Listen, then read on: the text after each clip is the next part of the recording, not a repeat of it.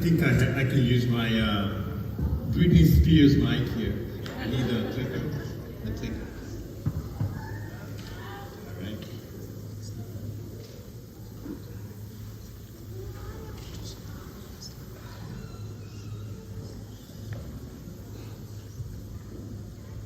All right. All right. How are we doing today? I can't hear you. We excited about this award. All right. So, my name is Britney Spears. I'm just kidding. No, my name is Ngouen. And on behalf of the Bamum community, we are very excited, we are privileged and honored to be here for this Black History Month celebration, and most importantly, to celebrate the people, the men, the women, the kids, and everyone who actually participated in the creation of the African Hall. We're very thrilled. I believe you can see our Bamum people here. We should give them a round of applause for the beautiful outfits and dresses. So this is very special for us. I was privileged to be chosen to be the one to actually present for this. So today we will talk about two things. For years and years, the museum has worked with communities, and the relationship that they actually have with the Bamum community has been very special over the last 30 years. So for us, it's really a model of collaboration between the museum and the African culture, the Bamum community, and the people of Africa in general. So what are we doing today? Today we're going to do two things. And I know you guys are excited. We're going to dance a little bit, so be ready, okay? I will talk to you about who are the Bamum people. I know a lot of you here may not. I say may not because we have a lot of anthropologists and folks who work on the African Hall. You may not know, but I'll make sure to introduce you the Bamum people and the Bamum kingdom in general. And then we'll do a little bit of a throwback celebration, 30 years of legacy. Earlier, Foreman talked about Mr. Joya, the Sultan, the King Joya, who built a lot in the community. And we'll go back and speak a little bit about that. Just to give you, just to give a tribute to people who have been here before. And then we'll do a live performance, okay? So the live performance will consist of folks from the community like you and me. And by the way, you're invited on the stage, okay? So when they start dancing, feel free to get up and come dance with us. So we'll do a little bit of live Bamum dance and make sure that you guys know what those are. We don't have a lot of time to do so, but we'll show you some steps, okay? Is that a good plan? Yes. All right. So let's talk about the Bamum people. Who are we?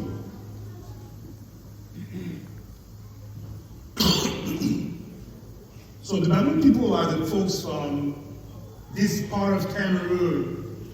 It's called the grass field in the western part of Cameroon. Ancient story tells us that the Bamum people are coming from all the way from Egypt. And more recently, the Bamum people are the Tika people. A lot of folks who are doing the DNA test today are finding that they are from the Tika. The Tika are the Bamum. The Bamum people are essentially concentrated in this department. It's like a district, not so much of a province, but it's a department in Cameroon called the Ngouen, which is actually the main river that crosses Fumban. The capital is Fumban, of course, I talked about that. And in Fumban, we have one of the beautiful harmony between Muslims and Christians. The most beautiful one. Matter of fact, my name is Jean-Brice. I'm the descendant of a French, because I'm a Jean, right? But A lot of people in my family are actually Muslim. I would say actually 2/3 of my family is Muslim. So it's a beautiful story of a mix of Christian and Muslim living together in harmony. So let's go back a little bit, a few years back.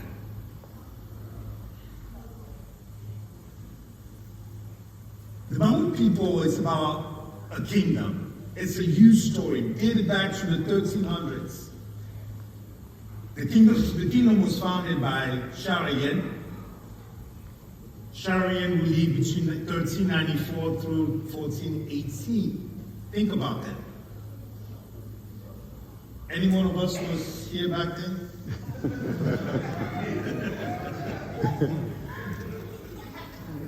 So Sharian was the founder.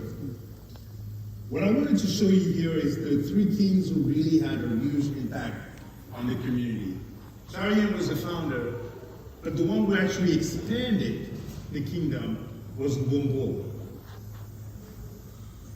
King Ngouen used to just love war. He was huge. And he wanted to conquer every land. That's the reason why, if you saw in the previous picture, Ngouen is a very large land compared to the other small towns in the western part of Cameroon. And then we have Ngouen. Ngouen was the genius. He's actually the one that a lot of people know more because of the things that he invented, and we'll talk about that.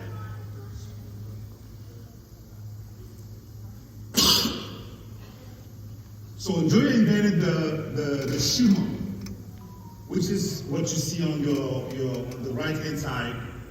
It's actually a language that he created to be able to speak to his people. Isn't that amazing? Back in 1800s, he created a language. It's called Shuma. And this language is actually being studied by a lot of anthropologists across the United States and the world. Ngouen also built this palace. So this palace is dated back to early 1900s. Look how beautiful it is. This is back in Ngouen, a very remote part of Cameroon. A smart man thought about mimicking something that he saw from the Germans, the homes from the Germans. And he said, you know what? I'm going to build myself this type of home. And he did it. This is impressive. Now, when you think about back then, this was almost impossible. So Ngouen was really the one that really propulsed the history of the Bamum people forward.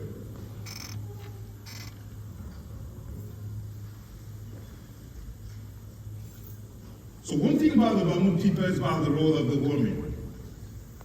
Today we talk about the role of the woman, but guess what? Back then, the Bamum people were already so organized to understand that women have a key role to play in society. That's why when the king was ready to succeed to his father, who was the late king, they always selected a lady called Bamum for the shoot, who was supposed to be there to accompany the king in basically doing his job. Two things I also wanted to point out is that the Bamum kingdom is a dynasty, and we had two ladies who were king. How many tribes, how many society in the world had women as king? Very few. That's why these people we are very special, and we wanted to share that with you. One thing about the Bamum people, you always see the symbols. The double bear, the spider, the double-headed snake, which are symbols of patriotism, work, hard work. I mean, people are hard workers, artists, intelligent. And also, double-headed snake, which is a symbol of power. There's a little joke about being a double-headed snake that I wanted to share with you. So the first time I told my friend that I'm a Bamum, they say, "Oh, well, you're a double-headed snake guy. So you're a backstabber." No, that's not the story. That's actually an insult. I was very offended, but that's okay because he didn't know. The double-headed snake was simply the proof that the king back then fought two wars simultaneously, and he won both wars. So it's more like, don't try me. Okay?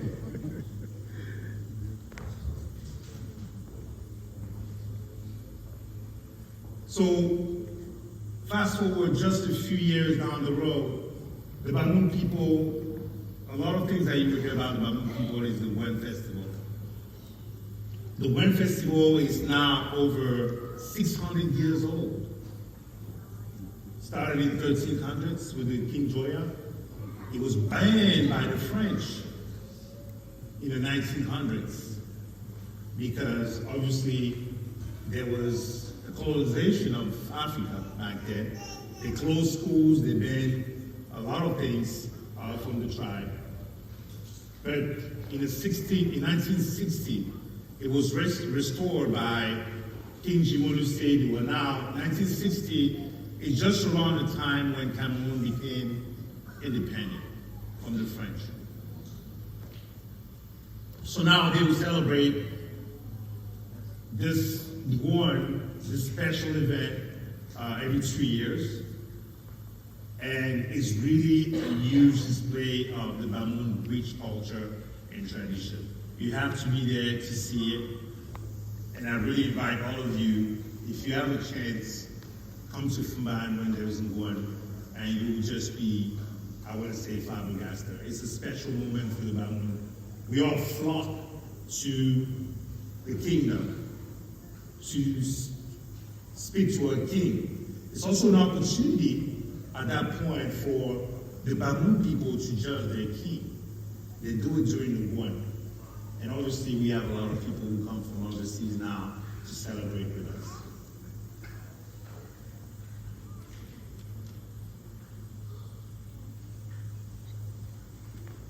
Let's talk about today. It's a new era. In 2021, King Ibrahim Bamum passed away, giving the way to his son, King Forifun Nabil Bamum to take over in 2021. So he's currently our king. He's, I believe, 29 or 30 years old. And people, we the Bamum, we give him the same respect that we gave to his parents, to his dad. It's interesting because King Nabil actually went to school in the United States, St. John's. So as we're building this relationship with the museum, we want to think that this is an opportunity because at least we have someone who's a pro-American.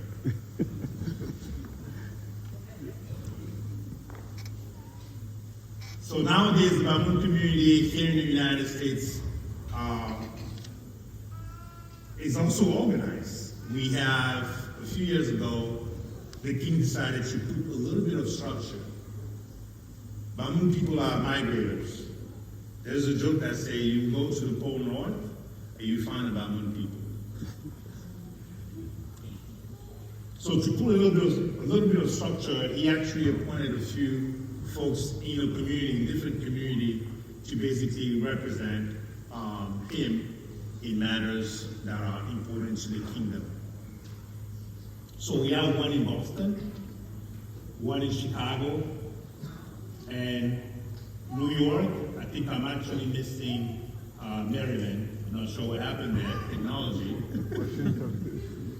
So it's actually 4. So it's Boston, Chicago, New York, and Washington, D.C. And And we are privileged today to have these leaders with us today. And I'm going to ask them to stand very quick so we can give them a round of applause for being here with us. And helping the king continue the legacy. So I told you about the structure. So when the king appointed these handsome and beautiful people, he also thought about the structure that we have in the palace. So we have a chief of the community, and then we have a lady chief of the community in every community that's listed up there. Speaking about the role of the women,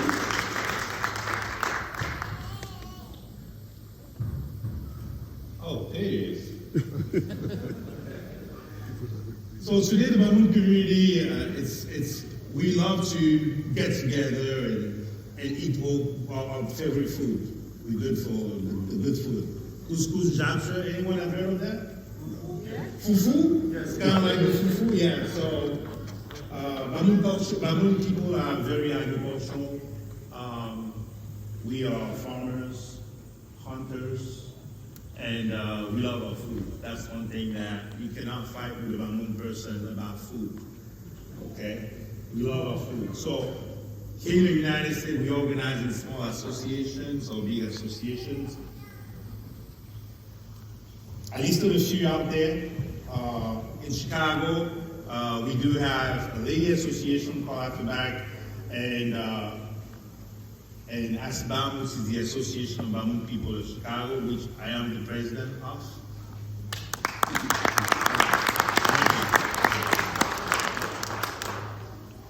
And we have other groups in New York, Washington, D.C., and then a bigger group that covers the entire United States called Bamum America. There's many more associations, but just to list a few for you here. All right, let's celebrate. So, following the food sample format, we wanted to make sure that we give tribute to folks who actually contributed in the building of this hall. Earlier on, he talked about Dr. Jassé Abubakar, who was actually one of the prince of Jimoru Seydou. He was the son of Jimoru Seydou, one of the king of, who passed away as well, of the Bamum community. We wanted to make sure we give him honor as we celebrate this legacy of 30 years. So let's talk about Dr. Jassé. We're not going to give another minute of silence, but we'll make sure that we celebrate and pay tribute to this beautiful soul who left us a few years ago. But before he did what we are trying to do today. We would not be here today as Bamum people if Dr. Jassé was not here. His contribution was crucial and monumental in the building of the African Hall. So he was born in 1947 in Fuman. As I mentioned earlier, he was the son of Jimoru Seydou, who passed away a few years ago. I want to say 1992. He studied in Beirut, and after studying overseas, he came back to Cameroon because he was very passionate about arts, science, and research. And that's how he became the third assistant to the 19th king, who recently passed away, his brother, back in 1995.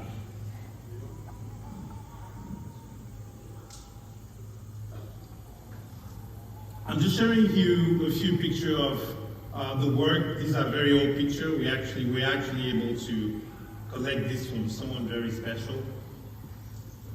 But again, Dr. Jassé was very passionate about what he did, and we wanted to make sure we paid tribute to him.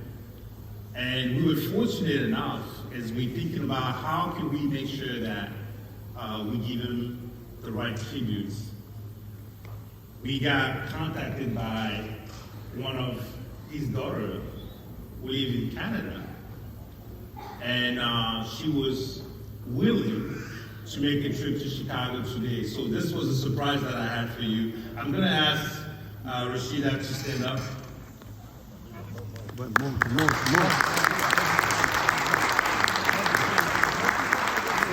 Please stand.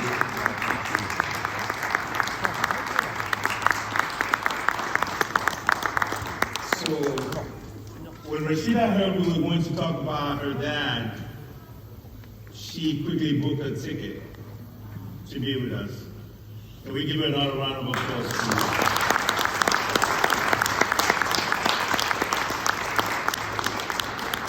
And by doing so, we also celebrating your dad in a continuation of this, or the pursuit of this legacy. What you see here is the Bamum Museum, the Royal Museum in Fuman. It was recently built by the late king. It's something that we feel very proud of. And as we're continuing this collaboration with the museum, we hope that we can find synergies. We can build something different, something new for the museum in collaboration with these folks. The museum has a lot more that you have ever seen. So our goal is to be able to hopefully one day bring this to Chicago and give you an opportunity to learn more about the Bamum people through art and their history. So that's a beautiful museum beautiful Royal Museum in Fuman.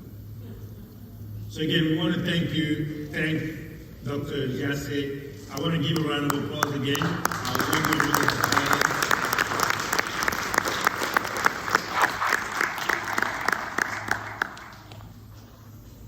All right.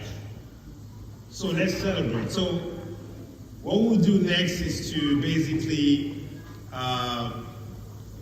I'm going to call,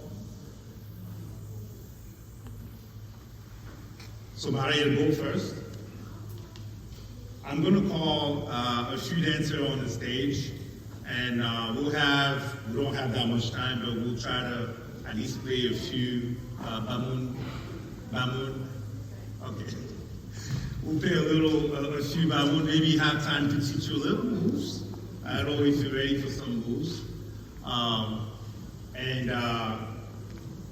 And have a good time as we're celebrating this 30 years anniversary of the Africa Hall.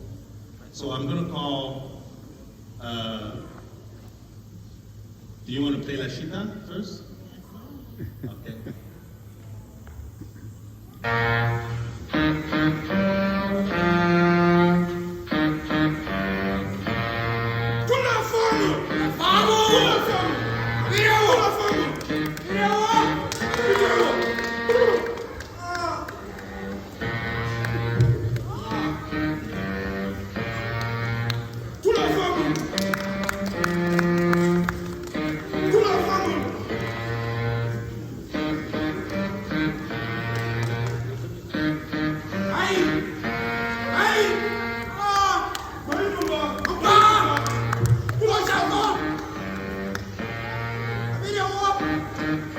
Just to give you a little bit of ideas,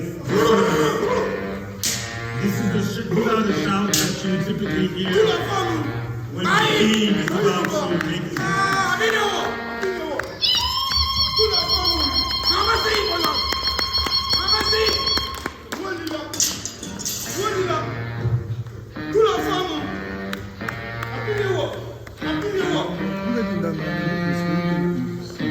So these songs are to give the highnesses honor and power by his people. His man is here. His man is here.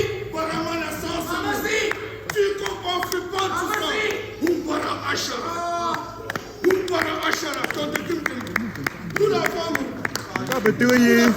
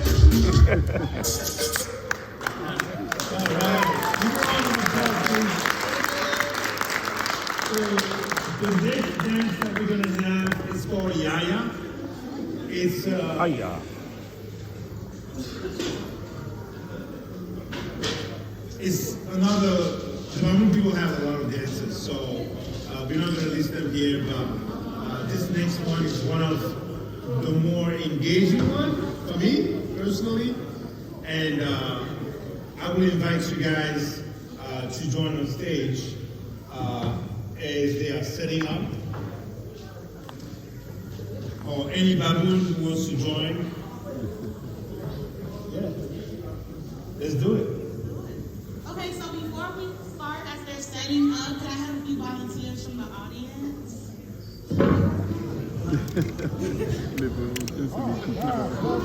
Hey guys! Someone's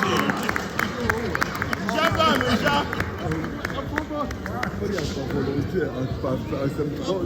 Okay, and so the steps for this are, I'm going to ask everybody to make a circle. Can everybody make a circle?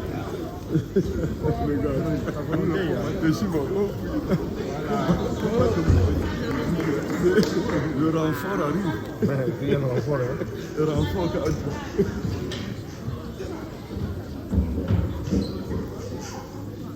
And so we're going to learn the steps. Before I have her play the music, I'm going to teach you guys the steps very quickly, okay? Are you guys ready? Are you guys paying attention? Count 1, 2. 1, 2. 1, 2.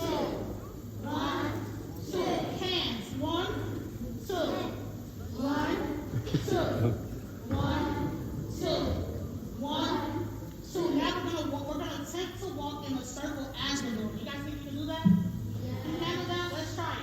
So you should be looking at the person in front of you's back. Your face should be to the person's back. So you guys turn around, Gracie. Jennifer, turn around. Turn around. What's your name, honey? Turn around, look at her back. Perfect. Is everybody looking at the person in front of them's back? Do you guys remember what that count was? 2. Can we add the hands in there? 1, 2. 1, 2. You guys think you can walk with that? Let's try it. 1, 2. 1, 2. Walk. 1, 2. 1, 2. You guys think you're ready to put that to some music? All right, Mario, come on. Come on, Mario.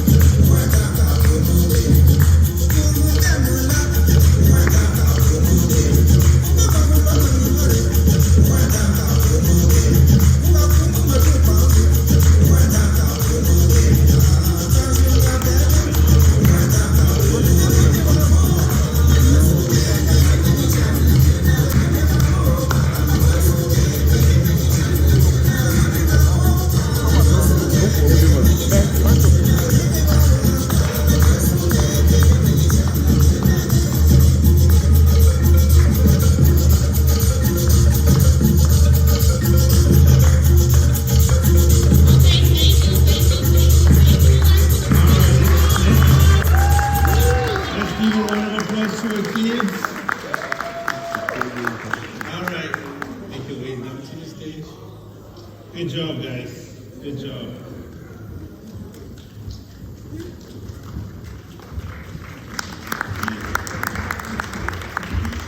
So one thing about the Bamum people is that we really make sure that our history, our traditions are passed down to our kids. So this exercise was a showcase of that. Are we ready for